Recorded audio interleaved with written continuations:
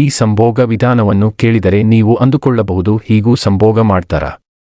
ಈ ರೀತಿ ಸಂಭೋಗ ಮಾಡುವುದು ಸರಿನಾ? ಈ ರೀತಿ ಸಂಭೋಗ ಮಾಡುವುದು ಗಂಡು ಹೆಣ್ಣಿನ ಮಧ್ಯೆ ಉತ್ತಮ ಸಂಬಂಧಕ್ಕೆ ಒಳ್ಳೆಯದ?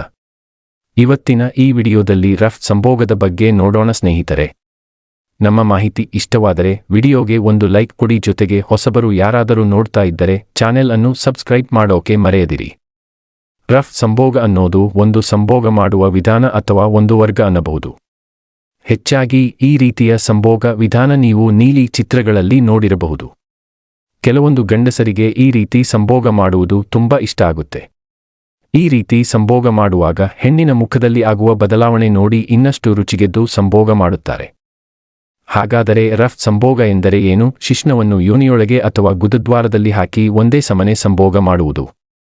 ಮೊದಲು ಯಾವುದೇ ರೊಮ್ಯಾನ್ಸ್ ಮಾಡದೆ, ಯಾವುದನ್ನು ಮುಂಚಿತವಾಗಿ ಮಾತಾಡಿಕೊಳ್ಳದೆ ಹೆಣ್ಣು ಸಂಭೋಗಕ್ಕೆ ತಯಾರಾಗಿದ್ದಾಳೆಯೇ ಅಥವಾ ಇಲ್ಲವೇ ಎಂದು ನೋಡದೆ ಒಮ್ಮೆಗೆ ಬಲವಂತವಾಗಿ ಸಂಗಾತಿಯನ್ನು ಹಿಡಿದು ಸಂಭೋಗ ಮಾಡುವುದು. ಸಾಮಾನ್ಯ ಭಾಷೆಯಲ್ಲಿ ಹೇಳಬೇಕು ಅಂದ್ರೆ ಒಂಥರ ರೇಪ್ ಮಾಡಿದ ಹಾಗೆ ಅನ್ನಬಹುದು. ರಫ್ ಸಂಭೋಗ ಮಾಡುವಾಗ ಗಂಡು ಬಹಳ ಉದ್ವೇಗದಿಂದ ಮಾಡ್ತಾನೆ. ಬೇರೆ ಏನು ನೋಡಲ್ಲ, ಉದ್ವೇಗದಿಂದ ಸಂಭೋಗ ಮಾಡಬೇಕು ಅಷ್ಟೇ. ಅದು ಬೇರೆ ಬೇರೆ ಭಂಗಿಗಳು ಇರಬಹುದು. ಕೆಲವೊಂದು ಗಂಡಸರು ರಫ್ ಆಗಿ ಓರಲ್ ಸಂಭೋಗ ಮಾಡುತ್ತಾರೆ, ಗುದ ಸಂಭೋಗವನ್ನು ಮಾಡುತ್ತಾರೆ, ಹೆಣ್ಣಿನ ಗಂಟಲಿನವರೆಗೆ ಶಿಶ್ನವನ್ನು ತೂರಿಸುತ್ತಾರೆ. ಆಕೆಯ ಇಷ್ಟ ಕಷ್ಟಗಳನ್ನು ಈ ರೀತಿ ಸಂಭೋಗ ಮಾಡುವಾಗ ಪರಿಗಣಿಸುವುದೇ ಇಲ್ಲ. ಇದು ಗಂಡಿಗೆ ಸಂತೋಷವನ್ನು ನೀಡಬಹುದು, ಆದರೆ ಇದು ಹೆಚ್ಚಾಗಿ ಹೆಣ್ಣಿಗೆ ನೋವನ್ನು ನೀಡುತ್ತೆ ಮತ್ತು ಮಾನಸಿಕವಾಗಿ ಕೆಟ್ಟ ಪರಿಣಾಮವನ್ನು ಬೀರುತ್ತೆ. ನೀಲಿ ಚಿತ್ರಗಳಲ್ಲಿ ನೀವು ಇದನ್ನು ನೋಡಿರಬಹುದು. ಆ ವಿಡಿಯೋಗಳು ನಿಮ್ಮನ್ನು ಇನ್ನಷ್ಟು ಉದ್ರೇಕಿಸಿ ಆ ವಿಡಿಯೋ ನೋಡುವಂತೆ ಮಾಡುವುದೇ ಹೊರತು ನಿಜ ಜೀವನದಲ್ಲಿ ಆ ರೀತಿ ಮಾಡಲು ಹೊರಟರೆ ತುಂಬಾ ಸಮಸ್ಯೆಗಳನ್ನು ಎದುರಿಸಬೇಕಾದೀತು. ರಫ್ ಸಂಭೋಗ ಮಾಡುವಾಗ ಹೆಣ್ಣು ಮಾನಸಿಕವಾಗಿ ಮತ್ತು ದೈಹಿಕವಾಗಿ ಸಂಭೋಗಕ್ಕೆ ತಯಾರಾಗಿರಲ್ಲ. ಇದು ಹೆಣ್ಣಿಗೆ ತುಂಬಾ ನೋವನ್ನು ಉಂಟುಮಾಡುತ್ತೆ ಮತ್ತು ನಿಮ್ಮ ಮೇಲೆ ಋಣಾತ್ಮಕ ಪರಿಣಾಮವನ್ನು ಉಂಟುಮಾಡುತ್ತೆ. ಆದ್ದರಿಂದ ರಫ್ ಸಂಭೋಗ ಮಾಡುವುದು ಯಾವುದೇ ಕಾರಣಕ್ಕೂ ಉತ್ತಮ ವಿಧಾನವಲ್ಲ. ಸರಿಯಾದ ಸಂಭೋಗ ಮಾಡುವ ವಿಧಾನ ಹೇಗೆ ಅನ್ನೋದನ್ನ ಈ ಚಾನೆಲ್ನಲ್ಲಿ ನೋಡಬಹುದು. ನೀಲಿ ಚಿತ್ರಗಳಲ್ಲಿ ತೋರಿಸುವ ವಿಧಾನಗಳನ್ನು ನಿಮ್ಮ ನಿಜ ಜೀವನದಲ್ಲಿ ಅಳವಡಿಸದಿರುವುದು ಉತ್ತಮ. ಯಾಕೆಂದರೆ ನೀಲಿ ಚಿತ್ರಗಳನ್ನು ಸಾಕಷ್ಟು ಮುಂಜಾಗೃತ ಕ್ರಮಗಳನ್ನು ವಹಿಸಿ ಮಾಡಿರುತ್ತಾರೆ ಮತ್ತು ಮುಖ್ಯವಾಗಿ ಆ ಚಿತ್ರದಲ್ಲಿ ಹೆಣ್ಣು ಮತ್ತು ಗಂಡು ಸಂಭೋಗ ಸುಖ ಪಡೆಯುವುದಕ್ಕಾಗಿ ಸಂಭೋಗ ಮಾಡುತ್ತಿಲ್ಲ, ಬದಲಾಗಿ ಹಣಕ್ಕಾಗಿ ನಟಿಸುತ್ತಿದ್ದಾರೆ.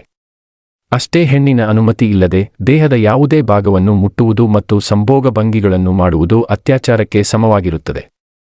ಆದ್ದರಿಂದ ಇಬ್ಬರೂ ಪರಸ್ಪರ ಸಮ್ಮತಿಸಿ, ಇಲ್ಲವಾದರೆ ಅತ್ಯಾಚಾರಕ್ಕೆ ಸಮವಾಗಿರುತ್ತದೆ.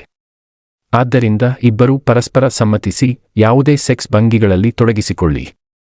ನೀವು ಮಾಡುವ ಸೆಕ್ಸ್ನ ಆ ಭಂಗಿಯಿಂದ ನಿಮ್ಮ ಸಂಗಾತಿಗೆ ಅಸ್ವಸ್ಥತೆ ಅನ್ನಿಸುತ್ತಿದ್ದರೆ ಕೂಡಲೇ ಆ ಭಂಗಿಯನ್ನು ನಿಲ್ಲಿಸಿ ಬೇರೆ ಭಂಗಿಯಲ್ಲಿ ತೊಡಗಿಸಿಕೊಳ್ಳಿ. ಸ್ನೇಹಿತರೆ, ನಮ್ಮ ಚಾನೆಲ್ ವಿಡಿಯೋ ಲಿಸ್ಟ್ನಲ್ಲಿ ಈಗಾಗಲೇ ಲಭ್ಯವಿರುವ ಉಪಯುಕ್ತ ಮಾಹಿತಿ ವಿಡಿಯೋಗಳೆಂದರೆ: 1. ಹೆಂಗಸರು ಈ 3 ಕೆಲಸವನ್ನು ನಾಚಿಕೆಯಿಲ್ಲದೆ ಮಾಡಲೇಬೇಕು. 2. ಒಬ್ಬಳು ಮಹಿಳೆಯರು ಸಂಭೋಗ ಮಾಡದೆ ಎಷ್ಟು ದಿನ ಇರಬಹುದು.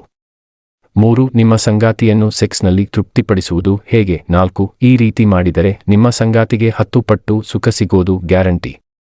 5. ಮದುವೆಯಾದ ಮಹಿಳೆ ಇನ್ನೊಬ್ಬ ವ್ಯಕ್ತಿಯೊಂದಿಗೆ ಸಂಭೋಗ ಮಾಡುವುದು ತಪ್ಪಾ? ಸ್ನೇಹಿತರೆ, ನಮ್ಮ ಚಾನೆಲ್ ವಿಡಿಯೋ ಲಿಸ್ಟ್ನಲ್ಲಿ ಈ ಎಲ್ಲಾ ಮಾಹಿತಿ ನಿಮಗಾಗಿ ಲಭ್ಯವಿದೆ. ನಿಮಗೆ ಇಷ್ಟವಾದ ವಿಡಿಯೋ ನೋಡಿ ಅನುಭವ ಪಡೆದುಕೊಳ್ಳಿ. ಧನ್ಯವಾದಗಳು.